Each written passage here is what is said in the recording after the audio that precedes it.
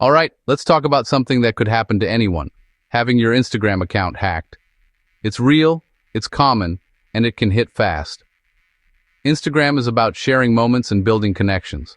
But with over 2 billion users, it's also a goldmine for hackers. I want you to know exactly how your account could be at risk, so you can protect yourself before it's too late. First up, the most common way hackers get in is through phishing. That's when you get a message or email that looks like it's from Instagram. The link takes you to a fake login page. Type your details and boom, they've got your password. If you get a weird message, double-check the sender and never enter info on a page you're not sure about. Next, there's password leaks. If you reuse passwords and one site gets hacked, your Instagram could be next. Hackers use software to try leaked passwords across different sites. Use a unique password for Instagram and update it regularly. Then, there's third-party apps.